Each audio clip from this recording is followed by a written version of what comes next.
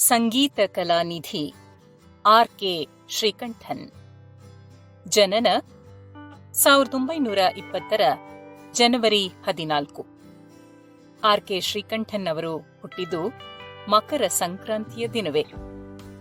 ಸ್ಥಳ ಹಾಸನ ಜಿಲ್ಲೆಯ ಕಾವೇರಿ ತಟದ ರುದ್ರಪಟ್ಟಣ. ತಂದೆ ಶ್ರೀಯುತ ಕೃಷ್ಣಶಾಸ್ತ್ರಿಗಳು, ಪತ್ನಿ ಮೈತ್ರೇಯಿ. ಕಾರ್ಯಕ್ಷೇತ್ರ ಕರ್ನಾಟಕ ಶಾಸ್ತ್ರೀಯ ಸಂಗೀತ ಗಾಯಕರು.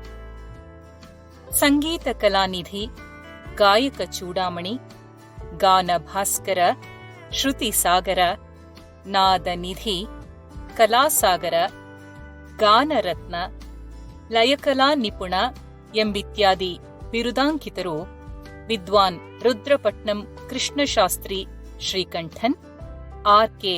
ಶ್ರೀಕಂಠನ್. ಕರ್ನಾಟಕ ಶಾಸ್ತ್ರೀಯ ಸಂಗೀತ ಲೋಕದ ದಿಗ್ಗಜರು, ಅತ್ಯಂತ ಹಿರಿಯ ಹೆಮ್ಮರದಂತಿದ್ದವರು ಆರ್.ಕೆ. ಶ್ರೀಕಂಠನ್. ಬಾಲ್ಯ ಮತ್ತು ಶಿಕ್ಷಣ. ಆರ್.ಕೆ. ಶ್ರೀಕಂಠನ್ ಅವರ ಕುಟುಂಬದಲ್ಲಿ ವೇದ, ಸಂಸ್ಕೃತ, ಸಂಗೀತ, ಸಾಹಿತ್ಯ ಲಾಲಿತ್ಯಗಳೇ ತುಂಬಿದ ವಾತಾವರಣವಿತ್ತು. ತಂದೆ ಆರ್. ಕೃಷ್ಣಶಾಸ್ತ್ರಿಗಳು ಬಹುಶ್ರುತ ವಿದ್ವಾಂಸರು, ಗಮಕ, ಹರಿಕಥಾ ವಿದ್ವಾಂಸರು ಹಾಗೂ ಕವಿಗಳೂ ಆಗಿದ್ದವರು.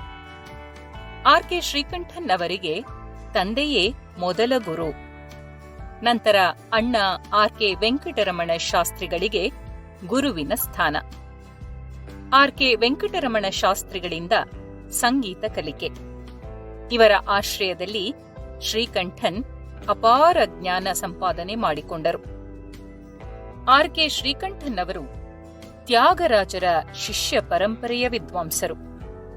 ಮೇರು ಸಂಗೀತ ಶಾಸ್ತ್ರಜ್ಞರ ಒಡನಾಟದಿಂದಾಗಿ ಹೊಸ ಹೊಸ ರಾಗಗಳನ್ನು ಪರಿಚಯ ಮಾಡಿಕೊಂಡು ಯುವ ಪ್ರತಿಭೆಯಾಗಿದ್ದ ಶ್ರೀಕಂಠನ್ ಆಸ್ಥೆಯಿಂದ ಆ ರಾಗಗಳನ್ನು ಅಭ್ಯಸಿಸಿ ಬೆಳೆಯುತ್ತಾ ನಡೆದರು.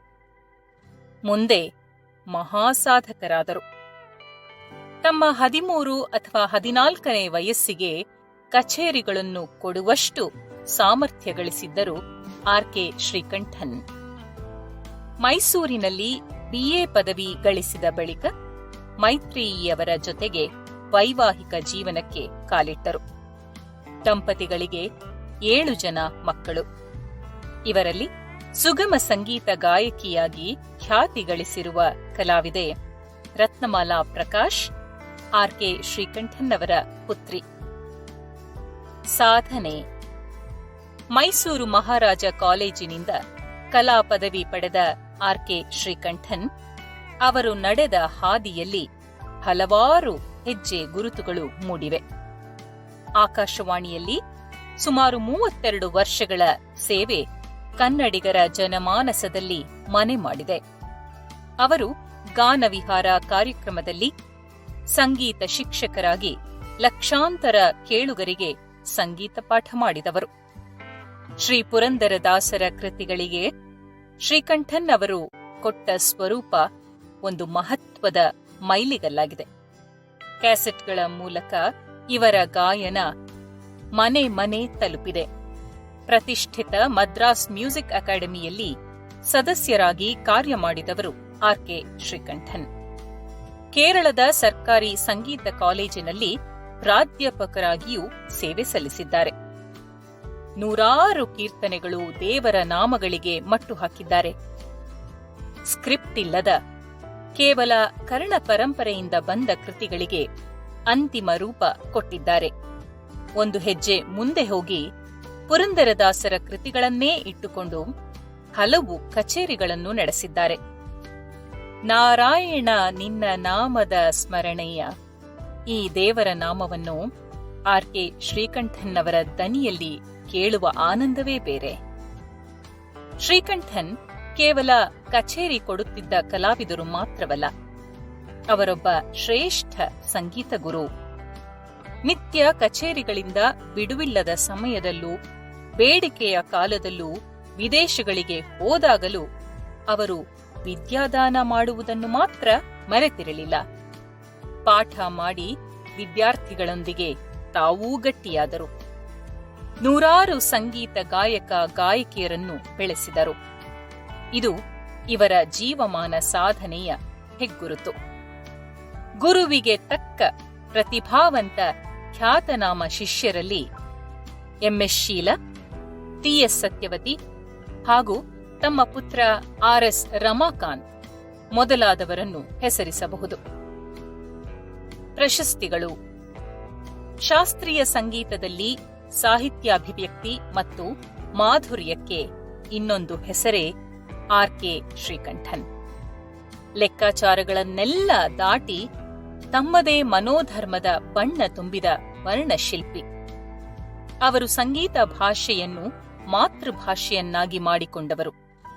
ಇವರ ಕಲಾ ಸೇವೆಯನ್ನು ಗುರುತಿಸಿ ಹಲವು ಗೌರವ ಸನ್ಮಾನಗಳು, ಪ್ರಶಸ್ತಿ, ಬಿರುದುಗಳು ಇವರನ್ನು ಅರಸಿ ಬಂದಿವೆ. 1974ರಲ್ಲಿ ಗಾನಭಾಸ್ಕರ ಪ್ರಶಸ್ತಿ, 1970ರಲ್ಲಿ ಕೇಂದ್ರ ಸರ್ಕಾರದ ಸಂಗೀತ ನಾಟಕ ಅಕಾಡೆಮಿ ಪ್ರಶಸ್ತಿ, 1981ರಲ್ಲಿ ರಾಜ್ಯ ಸಂಗೀತ ನಾಟಕ ಪ್ರಶಸ್ತಿ, ಗಾನ ಕಲಾ ಪರಿಷತ್ತಿನಿಂದ ಗಾನ ಕಲಾಶ್ರೀ, 1944ರಲ್ಲಿ ಕರ್ನಾಟಕ ರಾಜ್ಯ ಸಂಗೀತ ವಿದ್ವಾನ್ ಪ್ರಶಸ್ತಿ, 1966ರಲ್ಲಿ ಮದ್ರಾಸ್ ಸಂಗೀತ ಅಕಾಡೆಮಿಯಿಂದ ಸಂಗೀತ ಕಲಾನಿಧಿ ಬಿರುದು, 1997ರಲ್ಲಿ ಕನಕ ಪುರಂದರ ಪ್ರಶಸ್ತಿ, ಹೈದರಾಬಾದ್ನ ಸಂಗೀತ ಕಲಾಸಾಗರ ಬಿರುದು, ತಿರುವಾಂಕೂರಿನ ಸ್ವಾತಿ ತಿರುನಾಳ್ ಸಂಗೀತ ಸಭೆಯಿಂದ ಗಾಯಕ ರತ್ನ ಎಂಬ ಬಿರುದು, ಶೃಂಗೇರಿ ಶಾರದಾ ಪೀಠದಿಂದ ಆಸ್ಥಾನ ವಿದ್ವಾನ್ ಬಿರುದು, ಯುನೈಟೆಡ್ ಸ್ಟೇಟ್ಸ್ನಿಂದ ಸಂಗೀತ ರತ್ನಾಕರ ಬಿರುದು, ಬೆಂಗಳೂರಿನ ಎಸ್ವಿಎಸ್ ಅಕಾಡೆಮಿಯಿಂದ ಜೀವಮಾನ ಸಾಧನಾ ಪ್ರಶಸ್ತಿ. 2011ರಲ್ಲಿ ಭಾರತ ಸರ್ಕಾರದ ಪದ್ಮಭೂಷಣ ಪ್ರಶಸ್ತಿ ಆರ್.ಕೆ. ಶ್ರೀಕಂಠನ್ ಅವರಿಗೆ 91ನೆಯ ವಯಸ್ಸಿನಲ್ಲಿ ದೊರೆತಿದೆ. ತಮ್ಮ 14ನೆಯ ವಯಸ್ಸಿನಲ್ಲಿ ವೇದಿಕೆ ಹತ್ತಿದ ಆರ್.ಕೆ. ಶ್ರೀಕಂಠನ್ ತಮ್ಮ ಅಂತಿಮ ದಿನಗಳವರೆಗೂ ದಣಿದಿರಲಿಲ್ಲ. ಹಲವು ಘಟ್ಟಗಳನ್ನು ಮುಟ್ಟಿ ಬಂದಿದ್ದರು. ಹೊಗಳಿಕೆಗೆ ಹಿಗ್ಗಲಿಲ್ಲ, ತೆಗಳಿಕೆಗೆ ಕುಗ್ಗಲಿಲ್ಲ.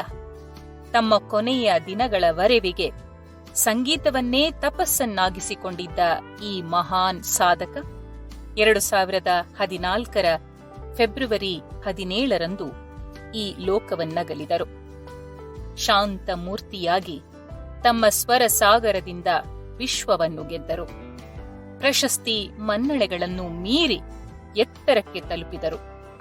ಹಾಸನದ ಹಳ್ಳಿಯಿಂದ ಜಗತ್ತಿನಾದ್ಯಂತ ಮಿಡಿದ ದನಿ ಶ್ರೀಯುತ ಆರ್.ಕೆ. ಶ್ರೀಕಂಠನ್ ಅವರದ್ದು.